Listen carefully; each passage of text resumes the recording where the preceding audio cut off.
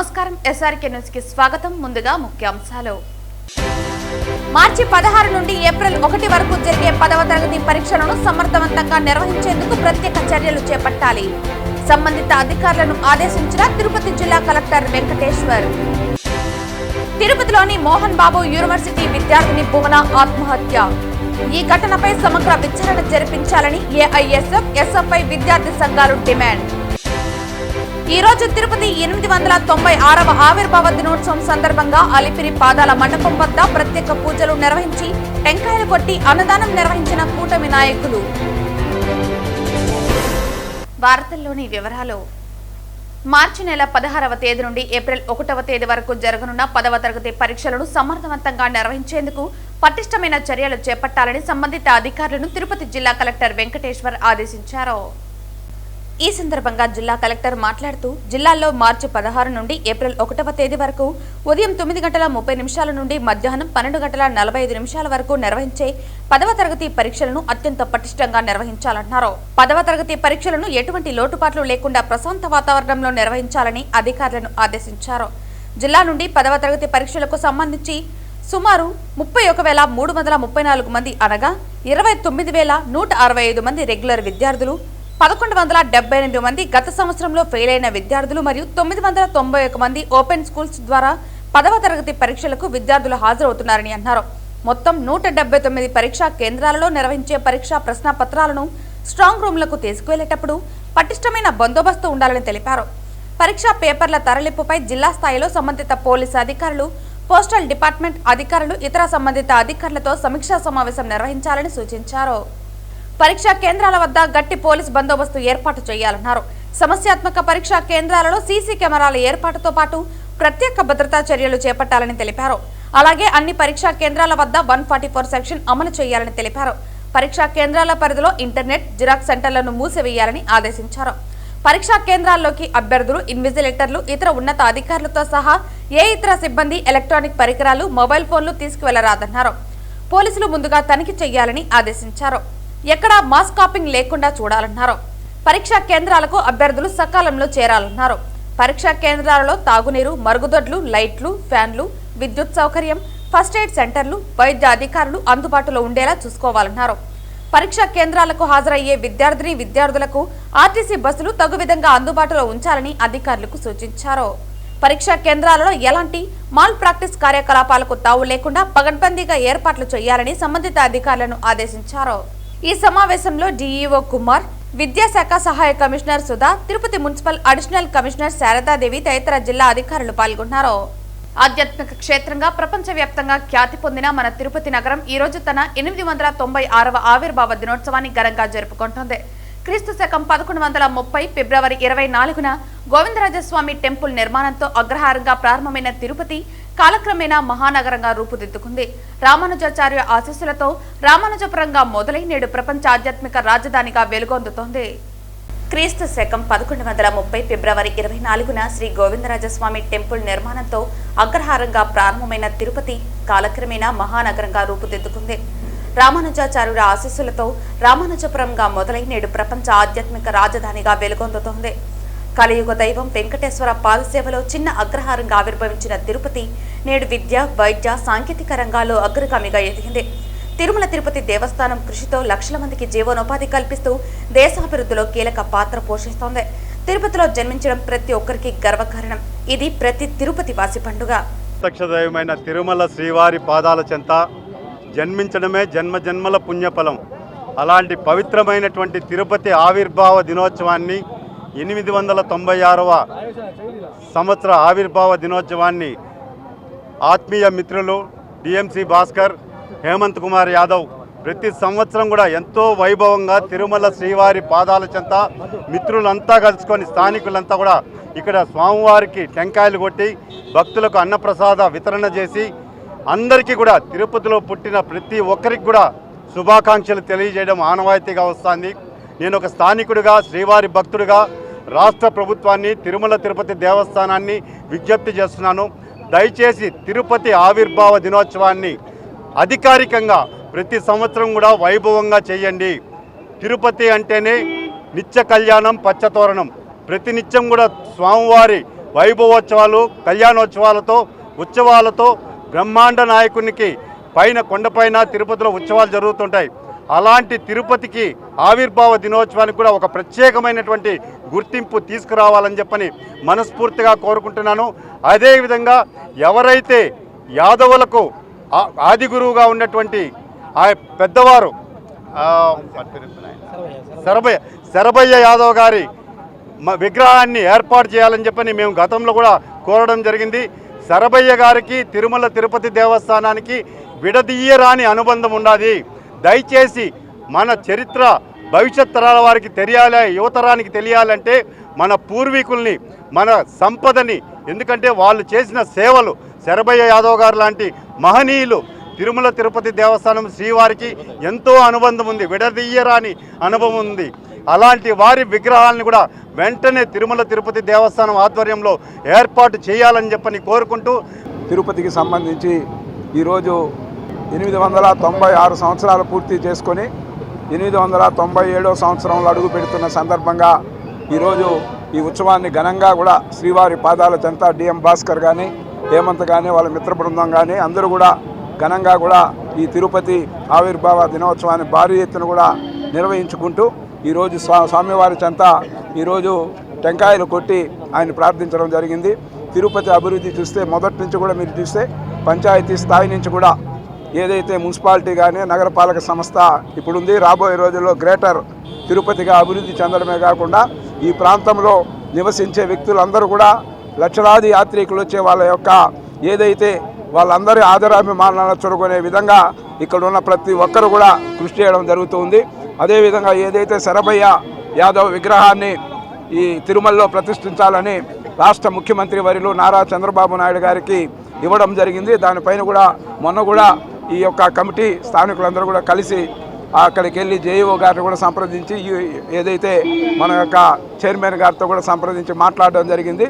వెంటనే కూడా త్వరలో కూడా శరభయ్య యాదవ్ విగ్రహాన్ని ప్రతిష్ఠించే విధంగా ముఖ్యమంత్రి గారికి మళ్ళా విజ్ఞప్తి చేసి అది అందరి ఆకాంక్ష, స్థానికులందరి యొక్క ఆకాంక్ష, అది నెరవేర్చే దిశగా కూడా కృషి చేయడం జరుగుతుందని కూడా తెలియజేస్తూ నేను యాదవ కార్పొరేషన్ చైర్మన్ అయిన మొట్టమొదటి తీర్మానమే శరభయ్య యాదవ్ విగ్రహం పెట్టాలని కూడా ప్రభుత్వానికి విన్నవించడం జరిగింది. అదేవిధంగా తిరుపతి అభివృద్ధిలో ప్రతి ఒక్కరిని కోరుకునేది ఒకటే, ఏ రాజకీయ పార్టీలు ఉండొచ్చు లేదా వివిధ సంఘాలు ఉండొచ్చు, అందరూ కూడా ఇక్కడ మనం జీవనం సాగిస్తూ ఉన్నాం. మనమందరూ కూడా తిరుమల తిరుపతి దేవస్థానం నిబంధనలు మరింత కఠినతరం చేయాలని ఆలోచనతో ఎన్డీఏ కూటమి చంద్రబాబు నాయుడు సీఎంగా స్వర్ణ దేవాలయం, అమృత్సర్ గోల్డెన్ టెంపుల్ తరహాలో తిరుమలలోనూ ప్రత్యేక చట్టం తీసుకొచ్చే ఆలోచన శుభ పరిణామమని బీజేపీ నేత నవీన్ కుమార్ రెడ్డి పేర్కొన్నారు. తిరుమల తిరుపతి దేవస్థానంలో నిబంధనలను మరింత కఠినతరం చేయాలని చెప్పని ఏదైతే మన అమృత్సర్ స్వర్ణ దేవాలయంలో అమలు చేస్తున్నటువంటి చట్టాన్ని తిరుమల తిరుపతి దేవస్థానంలో తీసుకురావాలని చెప్పని ఒక ప్రణాళికను తయారు చేస్తున్నామని చెప్పి ఎన్డీఏ కూటమి ప్రభుత్వం ముఖ్యమంత్రి చంద్రబాబు నాయుడు గారు ప్రకటించడాన్ని శ్రీవారి భక్తులుగా మనస్ఫూర్తిగా స్వాగతిస్తున్నానండి. ఎందుకంటే తిరుమల శ్రీవారికి కాశ్మీర్ నుంచి కన్యాకుమారి వరకు వెలకట్టలేని స్థిర చర ఆస్తులున్నాయండి. అదేవిధంగా స్వామివారి ఆభరణాలు అపారమైనటువంటిది. శ్రీకృష్ణదేవరాయల కాలం నాటి నుంచి నేటి వరకు ఎన్నో వజ్ర వైడూర్యాలతో కూడినటువంటి కిరీటాలు, బంగారు ఆభరణాలు ఉన్నాయి.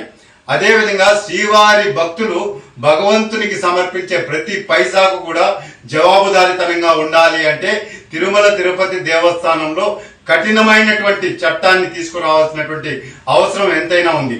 కానీ ఇది ఇప్పుడు ఏదైతే మనము అమృత్సర్ స్వర్ణ దేవాలయంలో ఉన్నటువంటి చట్టాన్ని టీటీడీలో ఇంప్లిమెంట్ చేయాలంటే కొన్ని సవరణలు చేయాల్సినటువంటి అవసరం ఉంది. అదేవిధంగా మన టీటీడీ చట్టం ప్రకారం Andhra Pradesh charitable and Hindu religious institution endowment act ప్రకారం ఇక్కడ కొన్ని చట్టాలు చేయబడినటువంటి. ఎందుకంటే ఈరోజు బోర్డు చైర్మన్లు కానీ సభ్యులు కానీ నియమించాలంటే ప్రభుత్వము చొరవతో ఇక్కడ నియామకం జరుగుతుంది. కానీ అక్కడ ఏదైతే సిక్ గురుద్వారా చట్టం ప్రకారం శిరోమణి గురుద్వారా ప్రబంధ్ కమిటీ ఎస్జిపిజి అనే ఒక చట్ట ప్రకారం అక్కడ వాళ్ళని ఎవరైతే సిక్కు ఓటర్లు ఉన్నారో వాళ్ళు కమిటీ చైర్మన్ ని సభ్యులని అక్కడ అమృత్సర్ లో గోల్డెన్ టెంపుల్ లో ఎన్నుకోవడం జరుగుతా ఉంది. అదేవిధంగా ప్రభుత్వ పాత్ర కూడా చాలా నిమిత్త మాత్రంగా ఉంటుంది స్వర్ణ దేవాలయంలో.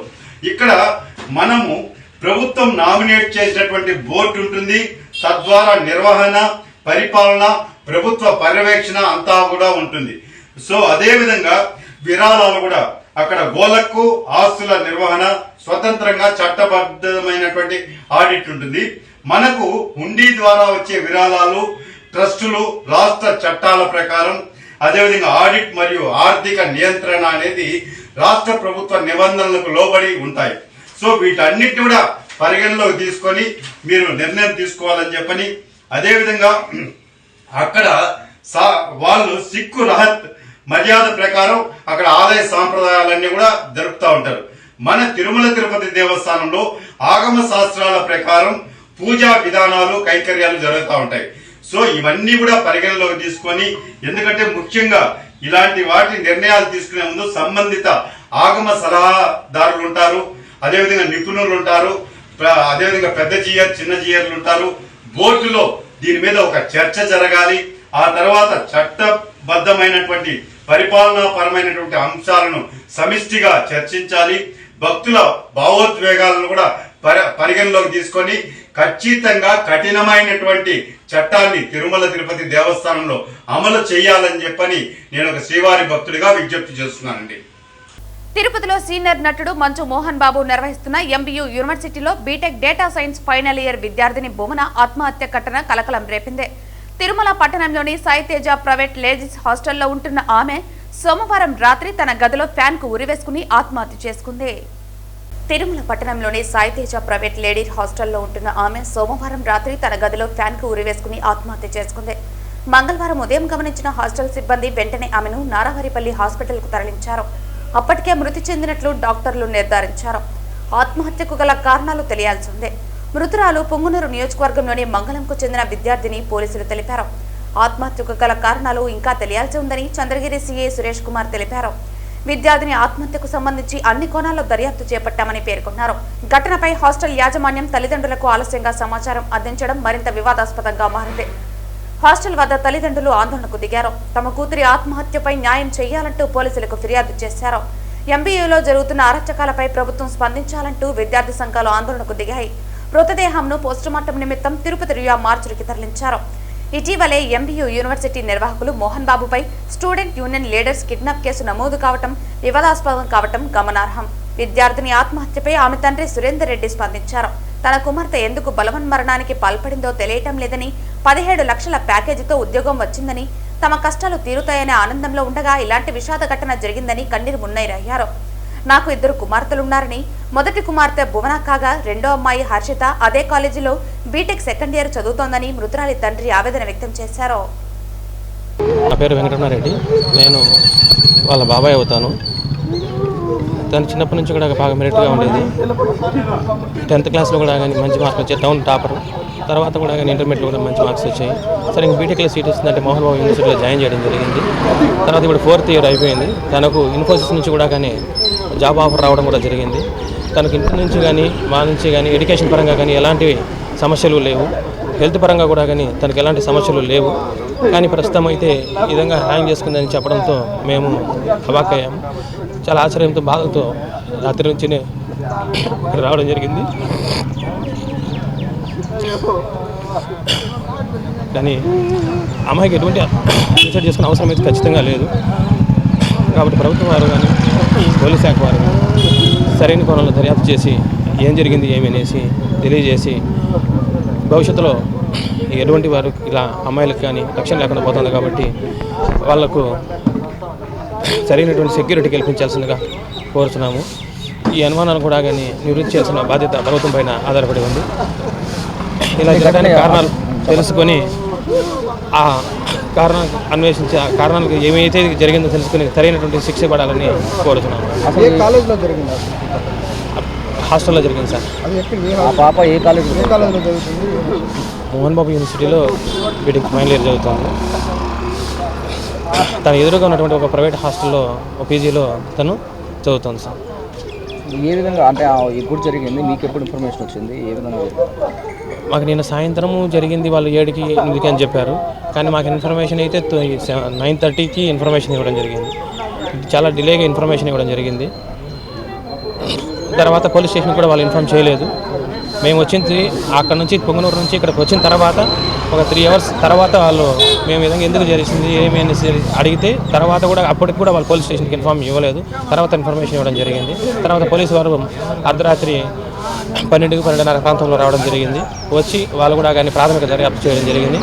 మా దగ్గర స్టేట్మెంట్ తీసుకొని అక్కడ ఉన్నటువంటి కొన్ని వారిని కూడా కానీ స్టేట్మెంట్ తీసుకొని పాపనైతే తిరుపతి మార్చరికి చేసి తరలించడం జరిగింది. తిరుపతిలోని మోహన్ బాబు యూనివర్సిటీ విద్యార్థిని భువన ఆత్మహత్య ఘటన తీవ్ర సంచలనం సృష్టించింది. ఈ ఘటనపై ఏఐఎస్ఎఫ్, ఎస్ఎఫ్ఐ వంటి విద్యార్థి సంఘాలు తీవ్ర నిరసన వ్యక్తం చేశాయి. యూనివర్సిటీలో విద్యార్థులపై ఒత్తిడి, ఫీజుల దోపిడీ వంటి అంశాలపై ఇప్పటికే పోరాడుతున్న ఏఐఎస్ఎఫ్, ఎస్ఎఫ్ఐ నేతలు ఈ మరణంపై సమగ్ర విచారణ జరిపించాలని డిమాండ్లు చేస్తున్నారు. రోజు రోజుకి మోహన్ బాబు యూనివర్సిటీలో ఆత్మహత్యలకు నిలయాలుగా మోహన్ బాబు యూనివర్సిటీ తయారవుతోంది. నిన్నటి రోజున భువన అదే మోహన్ బాబు యూనివర్సిటీలో ఇంజనీరింగ్ 4th year చదువుతోంది, సిఎస్సి కంప్యూటర్స్. ఆ అమ్మాయికి ఒక 2 నెలల క్రితమే ఇన్ఫోసిస్లో సంవత్సరానికి 9 లక్షల జాబ్ కూడా క్యాంపస్ సెలక్షన్లో సెలెక్ట్ అవ్వడం జరిగింది. కానీ నిన్నటి రోజున మోహన్ బాబు యూనివర్సిటీకి సంబంధించినటువంటి ఒక ప్రైవేట్ హాస్టల్లో అమ్మాయి అనుమానిత స్థితిలో ఫ్యాన్కి ఉరేసుకొని చనిపోవడం జరిగింది. దాదాపు 4 గంటల తర్వాత కూడా ఈ విషయాన్ని తల్లిదండ్రులకు తెలియజేయకుండా తల్లిదండ్రులే స్వయాన విద్యార్థికి ఫోన్ చేస్తే ఫోన్ లిఫ్ట్ చేయని పరిస్థితుల్లో చుట్టుపక్కల ఉన్న రూమ్ వాళ్ళని ఆ గదిలోకి వెళ్ళి చూడమని చెప్పే వరకు కూడా ఆ అమ్మాయి ఏం చేస్తుంది, ఎలా ఉండే పరిస్థితిలో తల్లిదండ్రులకు తెలియని పరిస్థితులు ఈరోజు మోహన్ బాబు యూనివర్సిటీలో విద్యార్థుల పరిస్థితి తయారైంది.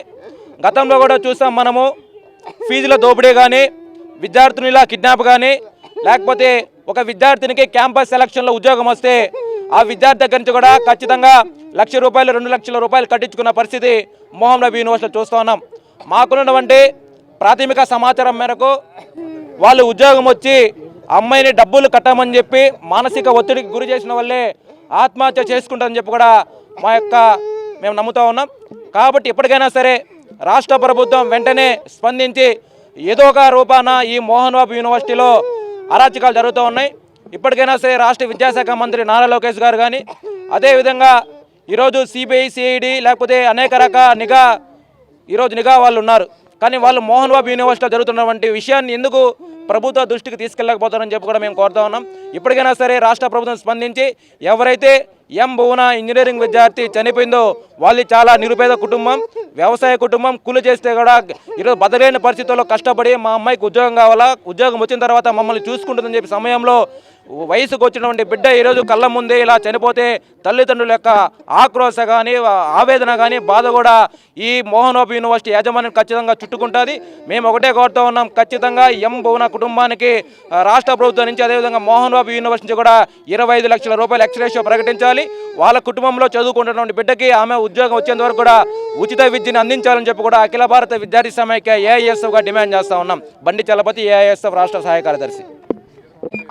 బీటెక్ 4th year చదువుతున్నటువంటి విద్యార్థి నిన్నటి రోజున అనుమాస్పదంగా కూడా చనిపోవడం జరిగిందని. అది అనుమాస్పద మృతి కాదు. మోహన్ బాబు యూనివర్సిటీలో జరుగుతున్నటువంటి అరాచకాలు తట్టుకోలేక, లైంగిక విభజన తట్టుకోలేకే ఈరోజు ఆ విద్యార్థిని చనిపోయింది అనేసి నేను తెలియజేస్తా ఉన్నా. ఈరోజు దశల వారీగా కూడా మోహన్ బాబు యూనివర్సిటీలో అనేక మంది విద్యార్థులు కానీ, అమ్మాయిలు కానీ చనిపోతూ ఉన్నారు. ఈ చనిపోయే దాని మీద కూడా ఈ ప్రభుత్వం ఏమైనా స్పందించిందా? ప్రభుత్వం స్పందించే ఆ యూనివర్సిటీ విద్యార్థికి ఎటువంటి అన్యాయాలు జరుగుతున్నాయి, అక్కడ ఆడబిడ్డలు ఎందుకు సూసైడ్ చేసుకున్నారనేసి ఈ రాష్ట్ర ప్రభుత్వం బుద్ధుండి ఏ రోజైనా సరే మోహన్ బాబుని ప్రశ్నించదనేసి నేను అడుగుతూ ఉన్నా. వెంటనే ఆ యూనివర్సిటీ మీద క్రిమినల్ కేసు నమోదు చేయాలా, అదేవిధంగా మోహన్ బాబుని అరెస్ట్ చేయాలా.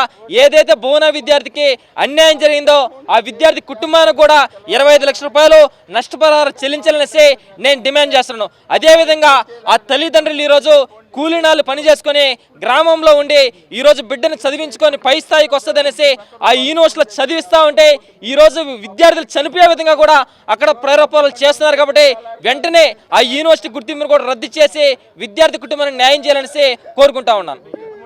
మంగళవారం ఉదయం వీఐపీ విరామ దర్శన సమయంలో తిరుమల శ్రీవారిని పలువురు ప్రముఖులు దర్శించుకున్నారు. మంగళవారం ఉదయం వీఐపీ విరామ దర్శన సమయంలో Lagadapati Rajagopal, heroine Raveena Tandon, TDP MLA Nallari Kishore Kumar Reddy, Pondicherry whip ఆర్ముగంలు వేరువేరుగా కుటుంబ సభ్యులతో కలిసి స్వామివారి సేవలో పాల్గొని మొక్కులు చెల్లించుకున్నారు. దర్శన అనంతరం ఆలయ రంగనాయకుల మండపంలో వేద పండితులు వేద ఆశీర్వచనం అందించగా ఆలయ అధికారులు శ్రీవారి తీర్థ ప్రసాదాలు అందజేసి పట్టు వస్త్రంతో సత్కరించారు.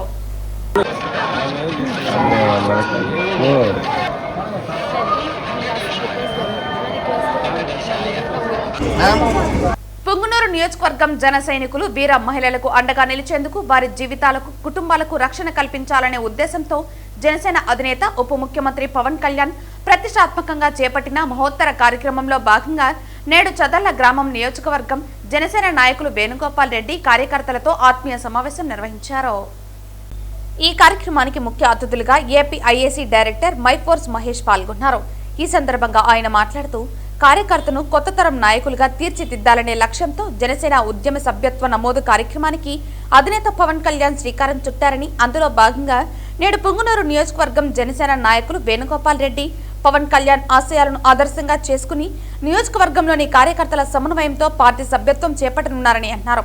అనంతరం వేణుగోపాల్ రెడ్డి మాట్లాడుతూ జనసేన పార్టీ కార్యకర్తలకు సభ్యత్వం తీసుకోవడంతో వారికి వారి కుటుంబానికి పార్టీ అండగా ఉంటుందని, ఇప్పటిదాకా సభ్యత్వం కలిగిన కార్యకర్తలకు ఏదైనా ప్రమాదం సంభవించినా వెంటనే 5 లక్షల వరకు వారికి ఆర్థిక సహాయం అందించడం జరుగుతుందన్నారు.